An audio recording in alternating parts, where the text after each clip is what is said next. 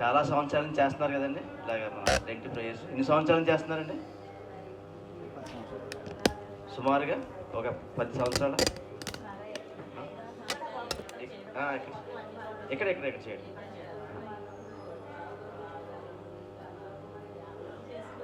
అదండి, ఎన్నాళ్ళు అవుతుందండి ఇక్కడ చేసి? ఒక 20 ఇయర్స్. 20 ఇయర్స్ నుంచి 20 ఇయర్స్ నుంచి మేము కంటిన్యూస్గా అటెండ్ అవుతున్నారు. అందరూ ఎవరన్నా ఉంటే చేయొద్దండి. 20 ఇయర్స్ నుంచి. అబ్బా, గ్రేట్ అండి. అయితే ఓకే, ఎందుకంటే మీరు ఈ పాటికి ఆధ్యాత్మికంగా బలపడిపోయి ఉండాలి కదా. ఎన్నో ప్రసంగాలు, ఎన్నో వాక్యాలు, ఎన్నెన్నో వింటూనే అసలు చెప్పాలంటే మీ ముందు చెప్పడానికి కలుపుడు అనమాట. అంతే కదండి, మీకు తెలిసినంత కూడా నాకు తెలియకపోవచ్చు. సో మరి మీరు ఇన్నాళ్ళ నుంచి వింటున్నారు కాబట్టి, మరి అంటే మీరు ఆల్రెడీ క్రీస్తులో ఆల్రెడీ ఎప్పుడో జన్మించారు. మరి ఎప్పుడో జన్మించిన మీరు మరి ఎదిగే కొద్దీ మరి యేసు ప్రభు వారి యొక్క సారూప్యంలోకి మారారు కదా. అందరూ మారారని అనుకుంటున్నామండి. అంతేకదండి, మరి వినటం వలన విశ్వాసం వస్తుంది కదా. మరి ఆ విశ్వాసంతో మీరు అందరూ కూడా అలా పొద్దున్నే వచ్చి కూర్చుని అలా వింటూ మరి మన నడవడికను, మన ప్రవర్తనను, మన యొక్క పనిపాట్లను అన్నింటిని కూడా మార్చుకుంటున్నామా లేదండి? దేవుని సారూప్యంలోకి మనం మరి విని వదిలేసి వెళ్ళిపోయి ఆహా చాలా చక్కగా చెప్పారు అని చెప్పేసి ఒక దాన్ని ఏమంటారంటే ఒక ఆనందం. అంటే చాలామందికి భక్తి చేయడం ఒక ఆనందం. ఒక ఆనందంగా కాకుండా మన దేవుడు మనకు ఒక సంకల్పం ఉందని చెప్పి, మరి ఆ సంకల్పం ఏంటంటే ఆయనతో కలిసి జీవించాలని, ఆయన రాజ్యంలో మనం పాలిభాగస్వాములు అవ్వాలని అనొక ఇదితోనే కదా, ఒక దీక్షతోనే కదా మీరు ఇలాగా అందరూ కూర్చుని మనం ఒక దేవుని వాక్యాన్ని వింటున్నాం. మరి విన్న వాళ్ళు మనం ఒక దేవుని అనుగుణంగా మన యొక్క పని పాటలను కానీ, మన యొక్క నడవడికను కానీ మనం మార్చుకుంటున్నామా లేదో ఒకసారి మీరు చెక్ చేసుకుని, ఇంకా మార్చుకునే వాళ్ళు ఎవరు ఉంటే కనుక మరి ఖచ్చితంగా మీరు ఈ విషయంలో మరి ప్రతిరోజు ఆలోచించాలని నేను కోరుకుంటున్నాను. మరి ముఖ్యంగా మనం ఈ రోజు చూడబోయే అంశం ఏంటంటే పని. ఏంటంటే ఈరోజు చూడబోయే అంశం ఏంటంటే పని. అది వాచ్ తెచ్చుకోవడం మర్చిపోయానండి. ఎవరన్నా వాచ్ చెప్పండి, టైం చూడండి. నాకు ఇచ్చిన టైం ఎంతండి? ఎప్పటివరకు అండి? హాఫ్ అన్ అవర్ అండి. టైం చూడండి. హాఫ్ అన్ అవర్ ఉన్న టైం ఉన్న వాళ్ళు జస్ట్ టైం అయిపోతే కనుక అలా చేయొద్దండి. నేను వెంటనే ఆపేస్తాను. 5:30 సార్ అండి. 5:30 అయిందండి. 5:30 అయింది కదా. ఓకే, కరెక్ట్గా 6 కల్లా ముగించేస్తాను. ఓకే, సో మనం ఈరోజు చూడబోయే అంశం ఏంటంటే పని. దేవుడు ఆదిలోనే కాదు, దేవుడు ఎప్పటి నుంచో పని చేస్తున్నాడు అండి. ఎప్పటి నుంచో పని చేస్తున్నాడు. మరి పని చేస్తూనే ఉన్నాడు. మనం అనుకుంటాం పని విశ్రమించాలని. ఎప్పుడు విశ్రమించాలని పని మనందరూ తెలుసు కదా. 6 రోజులు పని చేసిన తర్వాత ఈ సృష్టిని కలగజేసి అంటే ప్రతిదీ చేశాడు కదా. మనం చెప్పుకోక్కర్లేదు, ప్రతిదీ చేశాడు. అంటే ఆయన పని చేశాడు. ఏం చేశాడండి?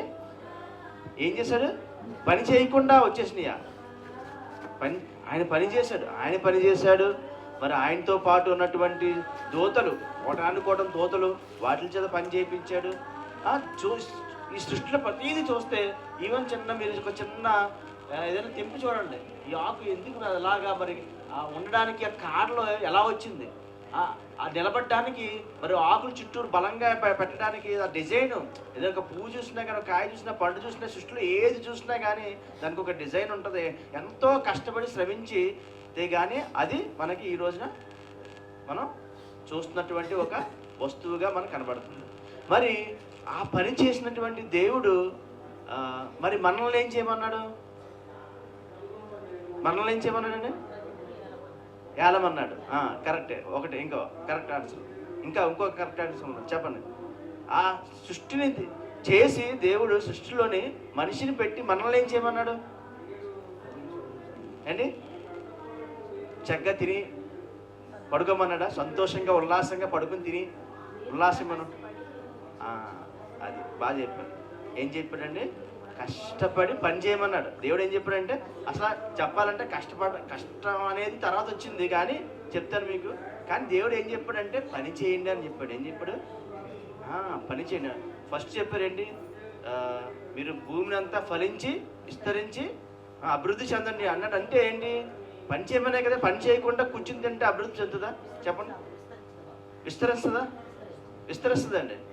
చాలామంది దేవుడు ఏంటంటే అనుకుంటారు, అబ్బా ఎందుకు వచ్చింది, శుభ్రంగా ఆదాం పాపం చేయకుండా ఉంటే శుభ్రంగా ఏ పని పాటలు లేకుండా తిని చక్కగా తాగుతూ ఉందాం కదా, ఎందుకు వచ్చింది ఆదాం అవ్వలు చేసిన పాపాన్ని బట్టి మేము ఇలాగ అనవసరంగా ఈ పని పాటలని కష్టాన్ని అనుభవిస్తున్నాం, ఈ దుఃఖాన్ని అనుభవిస్తున్నాం, చక్కగా ఏ పని పాట లేకుండా ఆదాం అవ్వలు ఆలోచి బతికినట్టు బతుకుతాం కదా అనుకుంటారు. అంతేనా కదండి?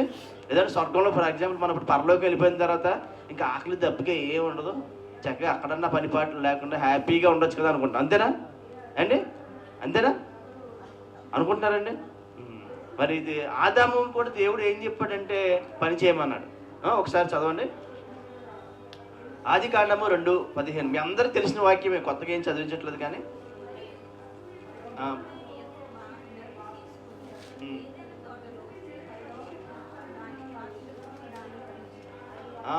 ఏంటండి? ఏదేని తోట వేసి ఏదేని తోటలోనే సేద్యపరచడం అంటే ఏంటో తెలుసండి? పని చేయమన్నాడు. ఏమన్నాడండి? సేద్యపరచుట కంటే పని చేయమన్నాడు. ఏదేని తోటలో పెట్టిన తర్వాత చక్కగా అన్నీ అనుభవిస్తూనే మరి పని చేయమన్నాడు. పని చేయకుండా దేవుడు అలా ఉంచాడా మానవుణ్ణి? ఉంచాడండి. మామూలుగా ఇలా పెట్టేసి ఇంకా మీకు పని చక్కగా మీరు తిని తిరగడని చెప్పాడా? పని చేయమన్నాడు. పని చేసి పనిని ఆశీర్వదించాడు కూడా. సరే, మరి అలాగే మరి ఈ రోజున ఇందాక చెప్పారు కదా, అసలు ఎందుకు మనం కష్టపడి పని చేయాల్సి వస్తుంది? ఒకప్పుడు కష్టం లేదండి. యాక్చువల్గా ఒకప్పుడు ఏం లేదు, కష్టం లేదు, మామూలు పని చేయమన్నాడు అంతే. ఆ కష్టంలో ఆ పనిలో కష్టం లేదు. కానీ కష్టం ఎప్పుడు వచ్చిందంటే మరి మనం ఆదాము పాపం చేసిన తర్వాత 3వ అధ్యాయం 17వ వచనం చదవండి. ఆదికాండము 3వ అధ్యాయం 17.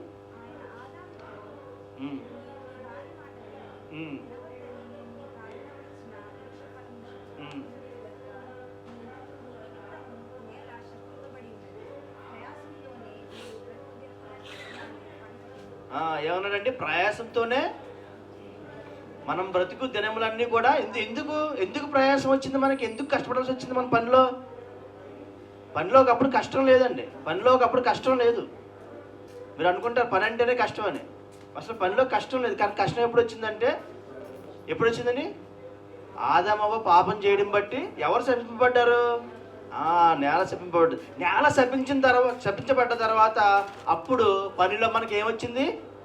కష్టం వచ్చిందండి. అలాగే 3వ అధ్యాయం 19 చదవండి ఒకసారి.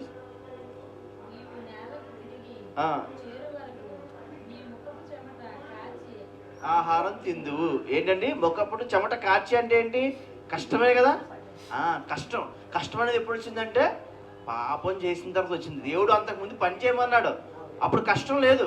కానీ పాపం చేసిన తర్వాత ఏమొచ్చిందంటే కష్టం వచ్చింది.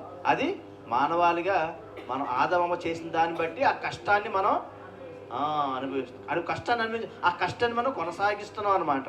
సో మరి దేవుడు మరి ఈ రోజున మన పని పాటలు ఎలా ఉన్నాయో సార్ ఆలోచించండి. కష్టం ప్రతి పని కష్టమే. చాలామంది అనుకుంటారు వాళ్ళ పని చాలా సులువండి, ఏం లేదు అనుకుంటారు. అంటే కొంచెం సులువైన పనులు ఉండొచ్చు. అది జనరల్గా మనం మెదడు ఏం ఆలోచిస్తుంది అంటే, ఒకసారి జాగ్రత్తగా వినండి. మీరు వినే ఉంటారు, ఆడంతేరా, ఆడు మారరాడు, అదే చేసుకుంటాడు రా, ఆడికి అలవాటు అయిపోయిందిరా, దాని నుంచి బయటికి రాడరా అంటారు. అంతేనా? ఎవరన్నా ఫర్ ఎగ్జాంపుల్ ఇప్పుడు ఏదో పని చేసుకున్నాడు అనుకోండి, అదేంట్రా నీకు అసలు ఆ పనే ఏం వస్తుంది, చక్కగా ఇది చేసుకో అంటే నాకు ఇది అలవాటు అయిపోయింది అంటారు. అంటే అది ఎంత కష్టమైన పని అయినా సరే. ఫర్ ఎగ్జాంపుల్ ఇప్పుడు మీరు పెద్ద సంచిని ఎత్తాలండి. కొంతమంది ఎంతైనా బరువైన మూసేస్తూ ఉంటారు. బియ్యం సంచిని ఎత్తాలి, ఎంత బరువైన చాలా కష్టం. కానీ వాళ్ళకి అది ఈజీ, ఎందుకంటే దానికి అలవాటు పడిపోతూ ఉంటారు అన్నమాట. అంటే మీకు ఎందుకు చెప్తున్నానంటే, మన మెదడు ఎలా ఉంటుందంటే, కొత్తగా ఏదైనా నేర్చుకోవాలంటే మెదడు ఏం చేస్తుందంటే అంగీకరించదు. కానీ అది నెమ్మదిగా మనం మన బ్రెయిన్కి ఏం చేయాలంటే ట్రైనింగ్ ఇచ్చినట్టు కొద్ది కొద్దిగా మనం అలవాటు కష్టపడినా సరే మనం దాన్ని స్టార్టింగ్లో లేదు నేను చేస్తానని చెప్పేసి మనం కొద్దిగా ఇంట్రెస్ట్ చూపించి మనం ఆ పనిని నెమ్మది కొద్ది కొనసాగిస్తూ ఉంటే ఆ పని నేర్చుకుంటుంది అనమాట. స్టార్టింగ్లో ఆ నేర్చుకోవడంలోనే మనకి ఏం చేస్తుందంటే మన బ్రెయిన్ ఇబ్బంది పడుతుంది. కొత్త పని ఏదైనా సరే, ఈవెన్ చదువుకుంటున్న విద్యార్థులైనా సరే మనం ఏదైనా కొత్త సబ్జెక్ట్ చదువుతున్నప్పుడు స్టార్టింగ్ ఎలా ఉంటుందంటే కష్టంగానే ఉంటుంది. అది ఒకసారి ఫర్ ఎగ్జాంపుల్ కొంతమంది మ్యాథ్స్ అంటే చాలా ఇష్టం. ఆ మ్యాథ్స్ ఇష్టం అంటే ఏంటి, వాళ్ళకి ఆల్రెడీ దాంట్లో తెలిసింది కాబట్టి తెలియంది. ఫర్ ఎగ్జాంపుల్ సోషల్ అంటే తెలియదు, కానీ అది ఎంతో కష్టంగా ఉంటుంది. కానీ చాలామంది సోషల్ చాలా ఈజీ అంటారు, చదువుకునే పిల్లల గురించి చెప్తున్నాను. సో అంటే స్టార్టింగ్ ఏదైనా సరే మనకి కష్టంగానే ఉంటుంది, అది ఈజీ అయినా సరే కష్టంగానే ఉంటుంది. ఒక్కసారి మనం ఏం చేయాలంటే మనం బ్రెయిన్ మనం ఏం చేయాలంటే అలవాటు చేయడానికి మనం ప్రయత్నం చేస్తాం. ప్రాక్టీస్ కొద్ది ప్రాక్టీస్ చేస్తూ ఉంటే ఏమవుతుందంటే అది కష్టమైనా సరే సులువుగానే ఉంటుంది. ఈవెన్ మీరు ర్యాకెట్లు కూడా తయారు చేయొచ్చు జాగ్రత్తగా. మీరు ఇప్పుడు అంటే మనం ర్యాకెట్లు తయారు చేయమని కాదు, కానీ అంటే మీరు చెయ్యాలనుకుంటే చేయొచ్చు. ఇంట్రెస్ట్ ఉంటే మీరు ఎవరు ఎక్కడ చదువుకోకలేదు చేయొచ్చు. మీరు అంటే ఆ ఇంట్రెస్ట్ ఉంటే ఆ ఇంట్రెస్ట్ మిమ్మల్ని నడిపిస్తుంది అనమాట. దాన్ని ఎలా సంపాదించాలి, ఆ జ్ఞానం ఎలా సంపాదించాలి, ఎవరి దగ్గరికి వెళ్ళి అడిగితే వస్తుంది అని నెమ్మది నేర్చుకోవడంలో చేస్తుంది అనమాట. కాబట్టి బ్రెయిన్ ఎప్పుడు కూడా మనం జాగ్రత్తగా మనం మోసం ఏంటండి, హృదయం ఏం చెప్తుందండి, నువ్వు అది చేయలేవులే, నువ్వు ఇది చేయలేవులే, లేదా చాలా కష్టం, లేదంటే ఇలా వెళ్తే మనకు పెద్దగా ఏం ఉపయోగం ఉండదు, అలా లేదంటే ఇది టైం వేస్ట్, లేదంటే ఎందుకు వచ్చింది చక్కగా తినుము తాగుము సుఖించము అన్న టైప్లో చెప్తాను. కానీ మనం ఏం చేయాలంటే ఆ హృదయాన్ని, ఎందుకంటే హృదయం మోసకరం అనమాట. హృదయం ఏం చేస్తుందంటే మోసం చేస్తూ ఉంటుంది. మరి ఆ మోసాన్ని జయించాలంటే మనం ఏం చేయాలంటే దేవుని ఖచ్చితంగా ప్రార్థనలో మనం అడిగితే ఆ యొక్క పనిని మనం ఈజీగా చేయగలుగుతాం. కానీ ఈ రోజుల్లో చాలామంది ఏం చేస్తున్నారంటే పని అంటే ఏంటండి, పని అంటే ఏంటి, లోకానుసారమైన పని అంటున్నారు. ఏం పని అండి, లోకానుసారమైన పని. లోకానుసారమైన పని ఎలా అయింది చెప్పండి ఒకసారి. దేవుడు ఏం చేయమన్నాడు, పని చేయమన్నాడు. మరి ఈరోజు చాలామంది ఈ లోకానుసారమైన పని కాదని మేము దేవుని పనిలోకి వస్తామంటాం. దేవుని పని కరెక్టే, అలాగని చెప్పేసి లోకానుసారమైన పని అంటే లోకానుసారం పని ఎలా అయింది సరే చెప్తాను వినండి. దేవుడు ప్రతి పనిని కూడా ఈ పని సృష్టించిందే ఆయన, అంతే కదండి. ఈ రోజున మనం ఈ మైక్ తయారు చేసిన, ఈ బండి తయారు చేసిన, ఎన్ని ఏమి పెద్ద సెల్ ఫోన్ తయారు చేసిన, ఏది చేసినా కానీ ఆ పని ఆ తయారు చేసే తత్వం ఎక్కడ వచ్చింది మనకి, దేవుడి నుంచి వచ్చింది. ఈ రోజున జంతువు చేయలేదు, ఈ రోజున ఏ జంతువు చేయలేదు మనం చేసినట్టుగా. ఎందుకంటే అంత జ్ఞానం మనకు ఎవరు ఇచ్చారంటే మనం ఆయన కుమారులు కనుక. తయారు చేసే తత్వం సృష్టిలో దేవుడు, మనం సృష్టిని చూస్తే పరిశీలిస్తే అర్థమవుతుంది ఆయన ఎంత కష్టపడ్డాడు. అలాగే మనం కూడా ఏం చేస్తున్నామంటే ఆ తయారు చేసే తత్వంలో పనిలో మనం నిమగ్నమై ఉన్నాం అనమాట. అంటే విస్తరించండి, భూమిని మొత్తం విస్తరించి మనం ఏం చేస్తున్నామంటే పని చేస్తున్నాం, ఇల్లు కట్టుకుంటున్నాం, మనకు కావాల్సిన వసతులు కల్పించుకుంటున్నాం, మనం చక్కగా మనం వ్యవసాయం చేస్తున్నాం, లేదంటే సంబంధించిన వ్యాపారం చేస్తున్నాం. వ్యాపారం కూడా పనే. చాలామంది ఏమనుకుంటారంటే క్రైస్తవులుగా మనం వ్యాపారం చేయకూడదు అనుకుంటారు. వ్యాపారం మరి చేయమని బైబిలే చెప్తుంది. మనకు సమయం లేదు కనుక సింపుల్గా చెప్పేస్తుంది, వ్యాపారం చేయమనే. కాకపోతే మనం ఎలా చేయమన్నాడంటే పని అది ఎందుకు లోకానుసారంగా అయిందంటే మనం చేసే పనిలో ఎలా ఉందంటే మన పని అవినీతి అయిపోయిందండి. ఏమైపోయింది, అవినీతి. ఈ రోజున ఎంతమంది నీతిగా పనిచేస్తున్నారు చెప్పండి. ఏ పని చేసినా కానీ పనిలో నీతి లేదు, న్యాయం లేదు, యథార్థత లేదు. అసలు అలాంటి చేసే పని ఏమవుతుందంటే ఏమవుతుంది, దేవునికి ఇష్టం లేని పని, అది లోకానుసారమైన పని. అంటే లోకానుసారమైన పని అంటే అన్యాయంతో కూడుకుంది, అబద్ధంతో కూడుకుంది, మోసంతో కూడుకున్నది. అటువంటిది ఏ పని చేసినా, ఈవెన్ దేవుని పని చేసినా అది లోకానుసారం అని చెప్పాలి. ఏంటంటే దేవుని పని చేస్తారు, అబద్ధాలు ఆడతారు, మోసం చేస్తారు అండి. మోసం చేయరా, చాలామంది దైవజనులు చూశానండి నేను. నాకు ఈ 5 yearsలో ఎంతోమంది దైవజనులను చూశాను, ఎంతోమందిని అనమాట. అందరూ అంటే చెప్తాను, అందరూ కాదు కానీ చాలామంది మోసం చేసే అబద్ధాలతోనే నడుస్తుంది అనమాట. అంటే చూస్తూ ఉంటే మరి ఆ పని ఏం పని, దేవుని పనా? దేవుడు అబద్ధికుడా? అబద్ధానికి జనకుడు ఎవరండి? శాతాను. అబద్ధానికి జనకుడు శాతాను అంటున్నాం. జనకుడు అంటే ఎవరు? తండ్రి. అంటే అబద్ధాలు ఆడేవాళ్ళు ఎవరు అవుతారు? దేవుని శాతాను కుమారులు అవుతారు కదా, అంతే కదండి. చెప్పండి, అబద్ధాలు ఆడేవాళ్ళు ఎవరు అవుతారు? శాతాను కుమారులు అవుతారు లేదు చెప్పండి. అబద్ధం ఆడుతున్నామంటే మనం ఎవరు కుమారులు అని చెప్పాలి, దేవుడి కుమారులు చెప్పుకోకూడదు. దేవుని పని చేస్తూ దేవుని కుమారులు చెప్పుకోవడం లేదు. ఎందుకంటే నీతి, దేవుడు ఆయన నీతి న్యాయాన్ని అనుసరించే వాడు. ఆయన నీతిని సింహాసనంగా ఆధారం చేసుకున్నవాడు. కాబట్టి నీతి తప్పకుండా యథార్థంగా మరి న్యాయంగా ఎవరైతే ఆ పని చేస్తారో ఆ పనిని దేవుడు ఆశీర్వదిస్తాడు. ఏం చేస్తాడండి? ఖచ్చితంగా ఆశీర్వదిస్తాడు. ఏం చేస్తాడు? మరి ఏ పని చేసినా, ఇవి నా కాలువ తీసినా సరే, ఈ పెంట తీసినా సరే అనుకుంటాం. ఏ పని అసలు నీచమైన పని లేదు. నీచమైన పని అంటే ఏంటంటే, పనిలో మనకు తెలుసు ఒకప్పుడు ఆర్యులు పెట్టుకున్నటువంటి సిద్ధాంతం ప్రకారం తల, మన భుజాలు, మనం సింపుల్గా చెప్పేస్తున్నాను. ఈ యొక్క సిస్టంలో, ఆ పెట్టిన సిస్టంలో కింద నీచే అంటే ఏంటి? కింద పనులు. ఆ కింద పనుల్ని నీచే పనులు అంటే, నీచే అంటే కింద పనులు, పై పనులు. ఆ నీచే పనులు కాస్త నీచం ఆ పనిని నీచంగా, అదేదో పనికిరాందిగా, అదేదో చేయకూడని విధంగా చేశారు. కానీ ఏ పనైనా సరే దేవుని పనే. ఈరోజు మనం పెంట తీస్తున్నా దేవుని పనే. ఈరోజు మనం బాత్రూమ్ క్లీన్ చేస్తున్నా దేవుని పనే. ఈరోజు మనం ఏ పని చేస్తున్నా సరే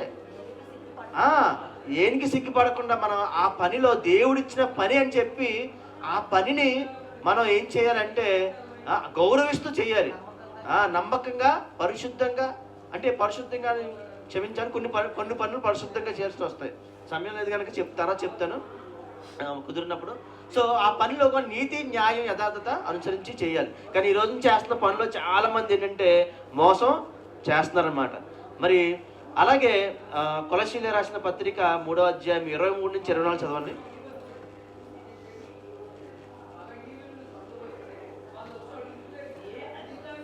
కొలస్సీయులకు రాసిన పత్రిక 3వ అధ్యాయం 23 నుంచి 24. మీరేమి చేసినాను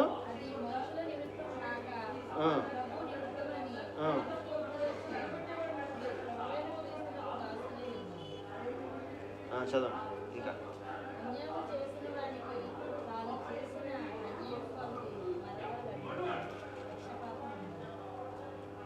ఓకే, సరే. మీరు చదివింది విన్నారండి? సరే,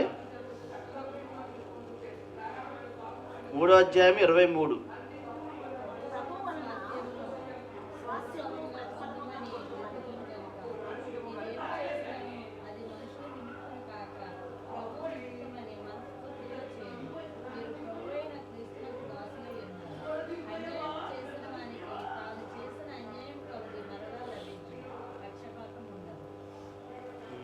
మనం ఎలా చేయాలండి?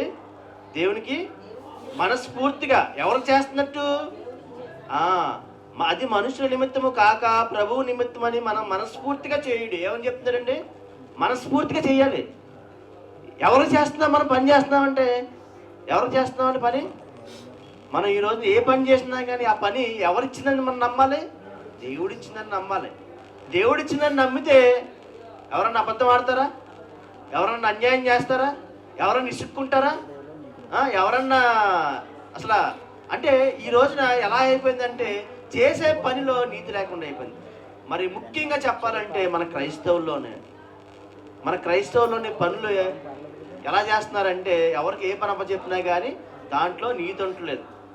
చేసిన పని ఇలా కూడికెళ్ళినట్టు చేసి వెళ్ళిపోతూ ఉంటారు కొంతమంది. అంటే పని అప్పగించి వాళ్ళు డబ్బులు తీసేసుకుంటారు, పని మటుకు ఇలా కూడికెళ్ళి. ఎవరు చేశారా అంటే పలానా యేసుబాబు. ఎవరు చేశారా అంటే పలానా లాజరస్. ఎవరు చేశారా బాబు అంటే పలానా ఎస్తేరు. ఎవరు చేశారా బాబు అంటే పలానా రూతు. ఇప్పుడు ఎవరికి వెళ్తుంది? మనం చేసే పని ద్వారా చెడ్డ పేరు ఎవరికి వెళ్తుందండి? మరి ప్రభు నిమిత్తం చేస్తున్నామా అని అసలు అనుకుంటున్నాం మనం అసలు.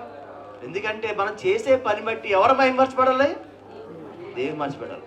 ఇప్పుడు మనం చేసామనుకోండి, అదిగో ఆ క్రైస్తవ రూతు ఎంత చక్కగా చేస్తుందండి.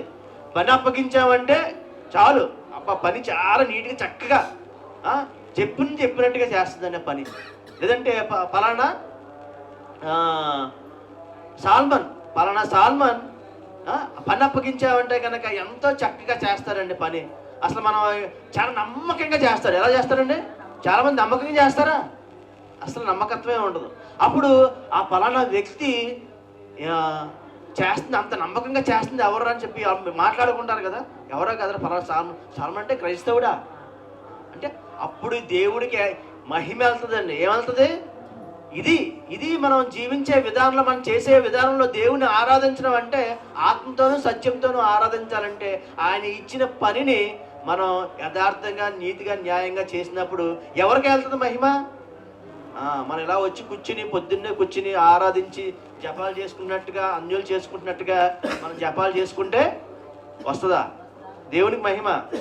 మన గురించి చెప్పుకోవాలండి. మన గురించి ఎవరు చెప్పుకోవాలి? అదిగో పలానా క్రైస్తవుడు ఇలా మంచి పని చేస్తున్నాడు, క్రైస్తవుడు అంటే ఇలా ఉండాలి అని ఎప్పుడైతే చెప్పుకుంటారు దేవునికి ఏమవుతుంది?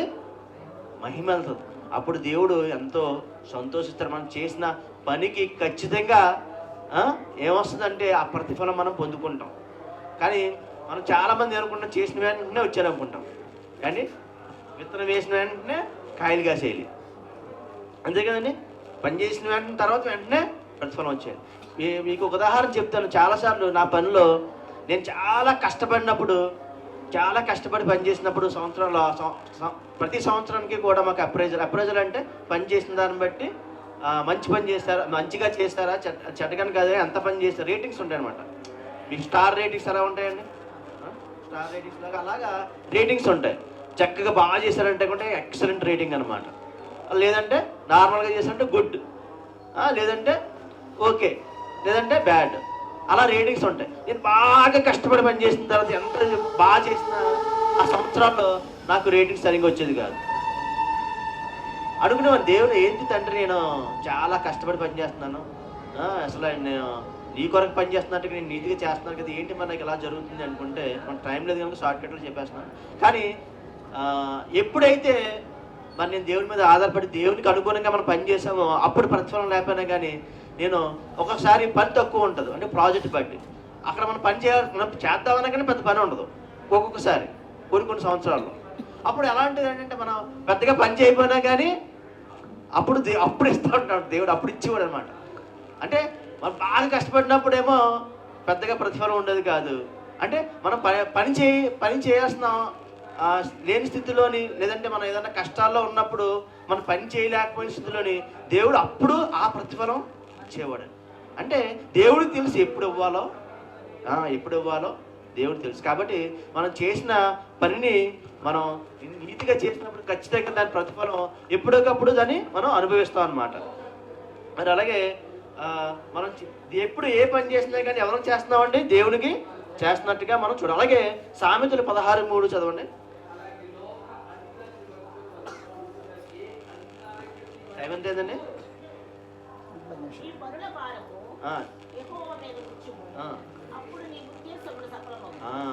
ఏంటండి మన పనుల భారం యెహోవా. ఇక్కడ ఎందుకు పనుల భారం అని చెప్పాడు? పాపం చేసిన తర్వాత 10 పని భారమే, 10 పని భారంగానే చేయమన్నాడు, చెమటలు చేయమన్నాడు. కాబట్టి మనం ఎప్పుడు కూడా పని చేయడానికి వెళ్ళే ముందు మనం ఎలాగే వెళ్ళాలంటే ఎవరు పని చేస్తున్నట్టు వెళ్ళాలి?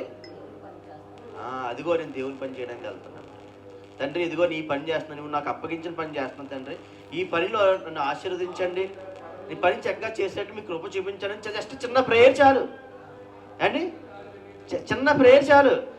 మీరు పనిలోకి వెళ్తున్నా అని చెప్పేసి ప్రేయర్ అంటే ప్రతిసారి అని ఎవరన్నా స్కూల్లో కానీ కాలేజీలో కానీ ఫస్ట్ లేదంటే పనిలో వెళ్తున్నప్పుడు సార్ గుడ్ మార్నింగ్ సార్ అని ఒకసారి చెప్తాం పొద్దున్న, ప్రతిసారి సార్ గుడ్ మార్నింగ్ కనిపించినప్పుడల్లా good morning sir, good morning sir, good morning sir అని చెప్తే ఎలా ఉంటుంది? చిరాగ్గా ఉంటుంది కదండి, అంతే కదా. అలాగే మరి ఇప్పుడు మన దేవుణ్ణి పొద్దున్నే మనం లెగ్గానే మనం సంబోధిస్తాం, ఒక్కొక్కలాగా సర్వశక్తి మందిర కృపగల తండ్రి మీకే వందనాలు నాయన, సహాయం దయచేయండి తండ్రి అని చెప్పేసి ప్రార్థన స్టార్ట్ చేస్తున్నాం పొద్దున్నుంచి. మరి ఆ రోజంతలో మళ్ళీ మొత్తం ఏకరవి పెట్టక్కర్లేదు. మన దేవునితో కనెక్షన్ ఉన్నప్పుడు ఏమవుతుందండి? దేవునితో కనెక్షన్ ఉన్నప్పుడు తండ్రి ఒకసారి మనసులో కూడా ప్రార్థన చేసుకోవచ్చు అనమాట. తండ్రి అని చెప్పేసి ఇదిగో నేను పని చేస్తున్నాను, మీ కృప చూపించండి, మీరు సహాయం చేయండి, యేసు నామములో అడుగుతున్నాను తండ్రి అంటే సరిపోద్ది. అంతేగాని మొత్తం మళ్ళీ అన్నీ వల్లించాల్సిన అవసరం లేదు. అప్పుడు దేవుడు అంటే దేవుడు అనుకుంటాడు తన సంగతి, పొద్దున్నే కదా నన్ను మొత్తం అంతా నన్ను చెప్పు, మళ్ళీ మొత్తం అంటే దేవుడితో మనం ఏదైనా సహవాసం కలిగి ఉన్న మన ఫ్రెండ్స్తో కానీ ఎవరితో కానీ ప్రతిసారి మన ఫోన్లో ఎవరితో మాట్లాడుతున్నప్పుడు మార్నింగ్ నుంచి ఈవినింగ్ వరకు మళ్ళీ చేసినవి అన్నీ చెప్పుకుని వస్తామా?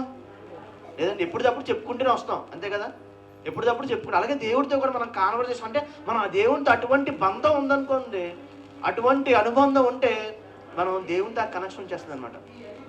మనం ప్రతిసారి కూడా మొత్తం వలించాల్సిన అవసరం లేదు. అలాగే మనం చేసేది ఆయన తెలుసు కనుక మనం ఆయన్ని మన మనసులో తండ్రి నాకు సహాయం చేయండి, ఇలా పరిస్థితి ఇలా ఉంది అని చెప్పేసి జస్ట్ చిన్నగా చేసుకుంటే చాలు. కానీ చేసే పని మన పనిలో నీతిగా ఉండాలి, అబద్ధాలు లేకుండా నిజాయితీగా ఉండాలి. కాబట్టి మనం మన యొక్క పనిపాట్లలో ఖచ్చితంగా మనం ఆయన్ని స్తుతిస్తూ గణపరచాలి. అలాగే కొలసీలకు రాసిన పత్రిక 3:22 చదవండి.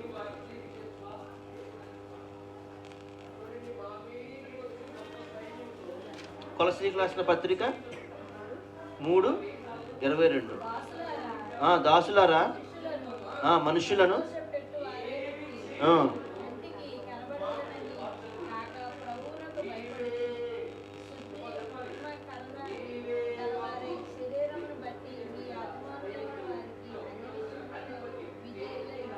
చాలండి. ఇక్కడ 2 విషయాలు గమనించాలి. ముఖ్యంగా 2 విషయాలు ఏంటంటే, చాలా మంది పని చేస్తున్నప్పుడు ఎలా పనిచేస్తారంటే మనుషులకి కనబడాలని చెప్పేసి మనుషులకి చాలామంది ఫర్ ఎగ్జాంపుల్ మీకు చెప్పక్కర్లేదు, వివరించక్కర్లేదు. మనుషులకి కనబడే పనులు అంటే మీకు అర్థమైపోయినా లేదు చెప్పండి. అర్థం అవ్వలేదండి? ఎవరన్నా అర్థం అవ్వలేని ఎవరన్నా ఉన్నారా? మనుషులు వెనకాల మనుషులు కనబడవలసిన పనులు మనం చేస్తుందండి అంతే కదా. అంటే ఒకప్పుడు నేను అలాగే చేశాం, అందరూ అంతే. దేవుళ్ళు రాకముందు మనందరం కూడా అదిగో మన నాన్నగారు పని చెప్పారు అనుకోండి, తిడతారేమని చెప్పేసి అలా కనబడతాం, లేదా చదువుతున్నట్టు యాక్ట్ చేసి వాళ్ళ బుక్స్ మూసేసి వెంటనే మనం ఆడడానికి పరిగెట్టేవాళ్ళు. చెప్తున్నాను ఎగ్జాంపుల్ కింద. అలాగా లేదంటే మన యజమానుడు చూస్తున్నారని చెప్పేసి మన యజమానుడు అలా పని చేస్తున్నట్టుగా నటిస్తూ ఉంటారు, కానీ చేయట్లేదు. కానీ ఆ తర్వాత పని తెలిసిపోతా లేదండి, చేస్తామని చేయలేదండి. అది పని కనబడుతుంది కదా. కనిపించే పనులు ఉంటాయి, కొన్ని కనిపించని పనులు ఉంటాయి. సో కాబట్టి మనం ఎవరికి కనిపించాలి? మనం చేసే పని దేవునికి కనబడాలి. దేవునికి కనబడితే చాలు, ఎందుకంటే ఆ ప్రతిఫలం మనం పొందుకుంటాం. అలాగే మనం ఎవరికి మనం దాసులు ఏమి ఉండాలంటున్నారు? ఎవరికండి? యజమానికి. ఎవరికి దాసులై ఉండాలండి? యజమానికి దాసులై ఉండాలి. చాలామంది ఏం చేస్తారంటే పని విషయంలో యజమానులతో గొడవ పడుతూ ఉంటారు. గొడవ పడతారా లేదా చెప్పండి అండి? ఒకప్పుడు నేను కూడా గొడవ పడినాను. అంటే పని విషయంలో అంటే ఏంటి అసలు నాకు ఈ పని చెప్పలేదు, చెప్పని పని అప్పగిస్తే ఎలా చేస్తాం, ఇది నా పని కాదు అంటాం. ముందు చెప్పాలి కదా పని అంటాం కదండి. అంటే సో ఒక్కొక్కసారి మనం ఏం చేయాలంటే మన చేసే వాళ్ళ కింద మనం వాళ్ళకి ఎలా ఉండాలంటే విధేయులై ఉండాలి. అంటే మనకు అన్యాయమే, ఒక్కోసారి అన్యాయమే జరగవచ్చు మనకి. కానీ ఆ అన్యాయం కూడా ఎలా చెప్పాలంటే చాలా వివరించి చక్కగా చెప్పాలి. వాళ్ళకి అర్థమయ్యే విధంగా వాళ్ళు చేస్తున్నది మంచిది, అంటే వాళ్ళు ఇచ్చింది మనకి అన్యాయం అని మనం వివరించి చెప్పాలి. కానీ వాళ్ళతో గొడవ పెట్టుకుంటున్నట్టుగా వాళ్ళని దూషించే విధంగా చెప్తే అది మంచి పద్ధతి కాదు. ఎందుకంటే మరి మనం దేవుడు విధేయులుగా ఉండమన్నాడు. విధేయత చూపించాలి. ఒక్కోసారి మనం అలాంటి అన్యాయానికి గురైనప్పుడు ఆ అన్యాయాన్ని మనం చక్కగా వివరించి చెప్పగలిగేలా ఉండాలి. తప్పితే మనం గట్టిగా నానా రకాల బూతులు అండి వచ్చేస్తాయి కదా అండి. ఒక్కొక్కసారి చాలామంది క్రైస్తవులు చాలామంది బూతులు ఆడుతూ ఉంటారు చెప్పండి. అది మానవ నైజం. ఎందుకంటే అన్యాయం జరిగిపోయిందంటే అప్పటికి మనసులో ఉక్రేషం వచ్చేస్తూ ఉంటుంది. అదే నేను చేస్తున్నదే నాకేంటి అసలు అన్యాయం, నేను చాలా నీతిమంతున్న టైంలో మనకి మనసులో ఎక్కడి నుంచి కోపం శరీరం లేచిపోతూ ఉంటుంది. లెక్చర్ చెప్పండి. అంటే అది మనకి అన్యాయం అనిపించింది, ఎదుటోడికి న్యాయం అనిపిస్తుంది. మనకి న్యాయం అనిపించింది ఎదుటోడికి, అదే మనకి అన్యాయం అనిపించింది ఎదుటోడికి న్యాయం, మనకి న్యాయం అనిపించింది ఎదుటోడికి అన్యాయంగా ఉంటుంది. కాబట్టి ఏది న్యాయం ఏది అన్యాయం అన్నది మనం దేవునికి వదిలిపెట్టి దేవుడిని ప్రార్థనలో కనిపెట్టి అడిగి మనం నిజంగా అన్యాయం అయితే వాళ్ళతో సంధి చేసే విధంగా మనం మాట్లాడుకుని గొడవ పడకుండా వాళ్ళతో ఒక సమాధానం పడమన్నాడు. దేవుడు ఏం చేయమన్నాడు? వాక్యం చెప్పాల్సిన అవసరం లేదు కదండి. మీ సహోదరులతో ఏం చేయమన్నాడు? సమాధానం. సహోదరుడు అంటే ఎవరన్నా సరే, అంటే మనం దాసులా ఉండే మాస్టర్ అంటే ఎవరు మాస్టర్ అంటే ఏంటంటే క్షమించాలి, దాసులా ఉన్నాయి లేదంటే ఓనర్లా ఉన్నాయి, ఎవరన్నా సరే వాళ్ళతో మనం ఏం చేయాలంటే సమాధానంగా మాట్లాడాలి తప్పితే మరి అన్యాయంగా మనం చేయకూడదు. అలాగే నెక్స్ట్ ఫిలిప్పీలకు రాసిన పత్రిక 2వ అధ్యాయం 3 నుంచి 4 చదవండి. ఫిలిప్పీయులకు రాసిన పత్రిక 2వ అధ్యాయం 3, 4.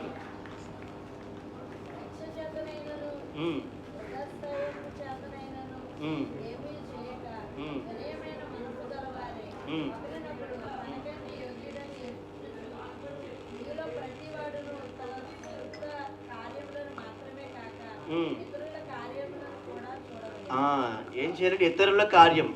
ఇప్పుడు క్రైస్తవుడిగా ప్రతి ఒక్కరు మనం చేయాల్సిన పని ఏంటంటే మన పని మాత్రమే చేయడం కాదండి, ఎదుటి వారికి సహాయం చేసే పనులు కూడా చేయాలి. ఈ రోజున ఆ సహాయం చేసే పని లేకపోతే ఈ రోజున క్రైస్తవ్యమే లేదు. క్రైస్తవం అంటే ఏంటి? సహాయం. క్రైస్తవం అంటే ఏంటండి? ఎదుటివాడు సహాయం చేయడమే. ఎదుటివాడు సహాయం చేయడం బట్టి ఈ రోజున క్రైస్తవ్యం నిలబడింది. మీకు అర్థమవుతుందండి? అసలు క్రైస్తవ్యం మీద జరుగుతున్న దాడులను బట్టి చూస్తే సహాయం లేకపోతే అసలు క్రైస్తవ్యం నిలబడేది, ఇంతగా విస్తరించేది కాదు. మన సహాయం ఏంటంటే ఎదుటివారికి మనం చేతనయగలిగినటువంటి సహాయం చేసి సహోదర ప్రేమ కనిపించినప్పుడే అప్పుడు అది ఏమవుతుందండి? ఏమవుతుందండి? సహాయం చేసినప్పుడు ఆ పని ఏమవుతుంది? దేవునికి మహిమగా ఉంటుంది. ఏముంటుందండి? ఇప్పుడు చాలామంది మిషనరీస్ చేసినటువంటి పని ఏంటంటే సహాయమే చేశారంట. మనకి తినడానికి తిండి లేకపోతే తిండి ఇచ్చారు, ఆరోగ్యం లేకపోతే చక్కటి ఆసుపత్రులు కానీ చక్కటి ట్రీట్మెంట్ ఇచ్చారు, మనకి అసలు మనం ఎంతో పని లేకపోతే పని ఇచ్చారు. ఇలా చెప్పుకుంటూ పోతే మనం చాలా టైం వేస్ట్ కనుక చెప్పడానికి చాలా షార్ట్ కట్లు చెప్తాం. మీ అందరికి తెలిసిందే కాబట్టి జస్ట్ ఉదాహరిస్తున్నారు అంతే. సో వాళ్ళు ఎంతో త్యాగం చేయడం బట్టి వాళ్ళు ఎంతో వాళ్ళ యొక్క దేశాన్ని వదిలి వాళ్ళ పిల్లల్ని వదిలి ఈ రోజున మనకి ఎంతో సహాయం చేస్తారు. అంటే ఆ సహాయం ఎవరి నుంచి వచ్చింది? దేవుడి వల్ల వచ్చింది. కాబట్టి మనం కూడా మన ఆశీర్వాదకరంగా ఉండాలంటే మనం పని చేసుకోవడం కాదు, ఎదుటివాడికి కూడా సహాయం చేయాలి. ఎదుటి వాళ్ళకి ఎప్పుడైతే సహాయం చేస్తామంటే ఖచ్చితంగా మనల్ని చూసి అన్యులే మారుతారండి. మారరా? మనం చేసే పని బట్టి, మనం చేసే సహాయాన్ని బట్టి ఇదిగో ఆ క్రైస్తవుడు చక్కగా పనిచేస్తున్నాడు, ఇదిగో ఆ క్రైస్తవుడు ఎదుటివాడికి సహాయం చేస్తున్నాడు, కష్టాల్లో ఆదుకుంటున్నాడు, శ్రమల్లో ఆదుకుంటున్నాడు అని చెప్పి అన్యులే మనం అనుకుంటాం. సువార్త చేసేసి లేదంటే వాళ్ళకి ఏదో దేవుడి మాటలు చెప్పేసి వాళ్ళని మనం ఏదో దాన్ని ఏమంటారంటే దేవుళ్ళు మార్చేద్దాం అన్న టైప్లో మనం మాట్లాడుతూ ఉంటాం. మాటల వల్ల పనులు జరుగుతాయండి? కార్యం జరిపేది పరిశుద్ధాత్మ దేవుడు. కానీ ఎలా జరిపిస్తాడు? మన పనులు బట్టే. మనం పనులు బట్టి దేవుడు కార్యం జరిపిస్తాడు, అంతేగాని మన మాటలు బట్టి కాదు. మనం ఒక క్రైస్తవుని చూసి అనుకోవాలి, అన్యులు ఏమని అనుకోవాలంటే మంచి చక్కని పరివారు అని చెప్పేసి, దేవునికి విధేయులు అని చెప్పేసి, దేవుణ్ణి భయపడతారు, దేవుని చెప్పినట్లుగా నడుస్తారు అని వాళ్ళు ఎప్పుడైతే అనుకుంటారో దేవుడికి మహిమ వెళ్ళి వారంలో కూడా ఏమవుతుందంటే మార్పు అనేది వస్తుంది. ఆ మార్పు నెమ్మదిగా వాళ్ళని కూడా దేవునికి దగ్గర చేస్తుంది. వాళ్ళు కూడా నెమ్మదిగా దేవుణ్ణి అంగీకరిస్తారు. ఇదంతా ఒక ప్రక్రియ, జరగడానికి కొంత సమయం పడుతుంది. కానీ మనం ఏం చేస్తామంటే సువార్త చేసిన వెంటనే వచ్చేసి ఈరోజు వెంటనే బాప్టిజం చేసుకోవాలన్న టైప్లో మనం ఏం చేస్తామంటే సువార్త చేస్తాం. కానీ సువార్త చేసే ముందు మరి మన జీవితంలో నిజంగా దేవుడు అటువంటి జీవితం జీవిస్తున్నామా? సువార్త చేసేటువంటి జీవితం మనం జీవిస్తున్నామా అండి? సువార్త చేసేటువంటి జీవితం జీవిస్తున్నామా లేదని మనం ఆలోచించుకోవాలి. ఖచ్చితంగా మనం చేసే పని ద్వారా ఎదుటివారిని మనం ప్రభులోకి నడిపించే విధంగా ఉండాలి. తప్పితే మనం ఇప్పుడు ఏదైనా పని చేసామనుకోండి, అన్యాయం చేసాం, అక్రమం చేసాం, మోసం చేసాం, క్రైస్తవుడిగా అలా చేసినప్పుడు మరి అన్యులు దాన్ని చూసి దేవునిలోకి వస్తారా? నమ్ముతారండి? నమ్మరు కదా. నమ్మకపోగా ఇంకా దేవునికి ఏమవుతుందండి? చెడ్డ పేరు. దేవునికి మరి అసలు నిజంగా మరి దేవుడికి చూపించడా? కాబట్టి మనం సువార్త చెయ్యాలంటే ఫస్ట్ మనం పనులు మనం నీతిగా యథార్థంగా చేయాలి. అయిపోతుందండి, టైం అయిపోయిందా? సరే, లాస్ట్గా మనం ఈ 2 వచనాలు చదువుకుందాం. ఎఫెసీయులకు రాసిన పత్రిక 2:10 చదవండి.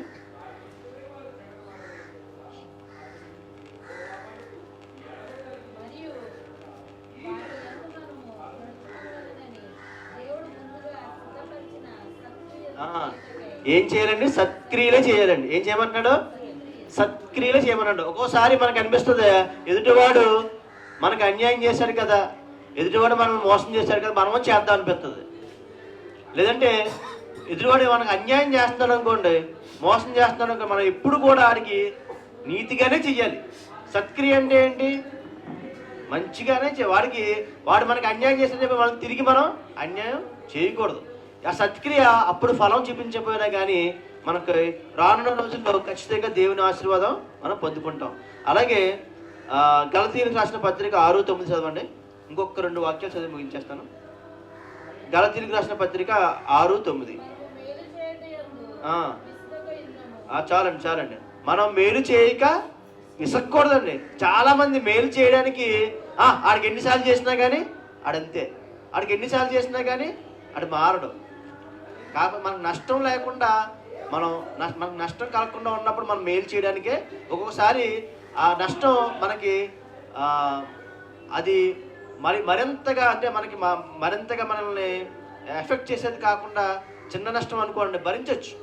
మరీ పెద్ద నష్టం భరించలేం, కానీ చిన్న నష్టం అయితే మనం భరిస్తూనే ఎదుటివారికి మనం సత్క్రియలు చేయడానికి నన్ను చూస్తూ ఉంటే చాలామంది అంటే మోసం చేయడానికి ట్రై చేస్తూ ఉంటారు. కానీ అది చాలా చిన్న విషయమే, కానీ మోసపోవడానికి నేను రెడీగా ఉంటాను. ఎందుకంటే సత్క్రియ చేయడానికి మనం ఎప్పుడూ కూడా ఏం చేయాలి? సిద్ధంగా ఉండాలి, ప్రయత్నం చేస్తాడు. ఎందుకంటే ఖచ్చితంగా దేవుడు మనల్ని ఆశీర్వదిస్తాడు. మనం ఆశీర్వాదకరంగా ఉండాలంటే మనం వచ్చేసి భక్తి ప్రదర్శిస్తే సరిపోదండి. మనం ఆశీర్వాదకరంగా ఉండాలంటే మన పనిలో మనం నీతి నిజాయితీ సత్క్రియలుగా ఉన్నప్పుడు ఖచ్చితంగా ఆ ఆశీర్వాదం మనం పొందుకుంటాం. ఆశీర్వాదం పొందుకున్న వారి కనుకనే ఈ రోజున మరి మీకు ఎగ్జాంపుల్గా ఉండి చెప్తున్నాను. ఖచ్చితంగా మనం అభివృద్ధి చెందాలంటే దేవుడు అభివృద్ధి పొందమని చెప్తున్నాడు, తనగా ఉండమని చెప్తున్నాడు, తోకగా ఉండమని చెప్పట్లేదు. కానీ మనం చేసే పనులను బట్టి మనం ఎలా ఉంటాం అంటే తోకగా ఉంటున్నాం. కాబట్టి మనం చేసే పనులు ఎలా ఉన్నాయో ఒకసారి మనం పరిశీలించుకుందాం. అలాగే కీర్తన గ్రంథము 90:17 చదవండి.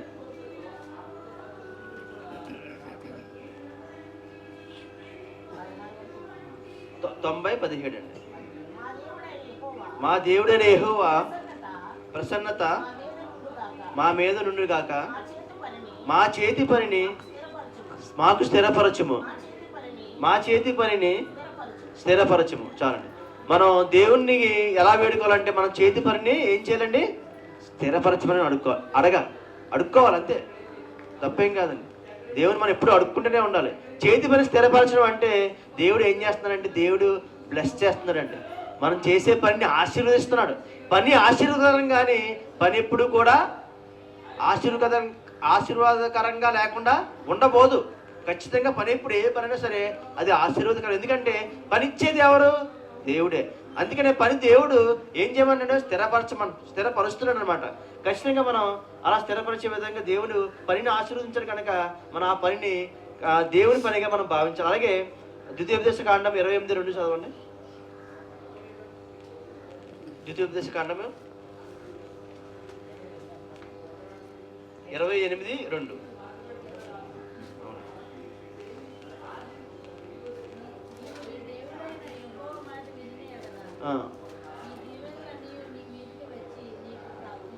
చాలండి. ఏంటండి దీవెనలు అంటే? దేవుడు మనం దేవుని ఇచ్చిన దేవుడు పనిని ఆశీర్వదించాడు. ఆశీర్వదించలేదో చెప్పండి. దేవుడు ఆశీర్వదించడం బట్టి మనం ఈ రోజున ఆ పక్క పని ప్రతిఫలాన్ని మనం పొందుకుంటున్నాం. కాబట్టి పని అనేది ఆశీర్వాదకరమే, కానీ మన పని అనేది ఇప్పుడు కూడా అది లోకానుసారమైన పని అని చెప్పేసి మనం అనుకోవడానికి లేదు. ఖచ్చితంగా దాంట్లో అన్యాయం ఉంటే, నీతి లేకుండా ఉంటే అది లోకానుసారమే, దేవుని పని చేస్తున్నాం. కానీ ఫైనల్గా ఈ మాట చెప్పి ముగిస్తాను. తెస్సలోనికీయులకు రాసిన పత్రిక 1వ పత్రిక 2వ అధ్యాయము 11-12.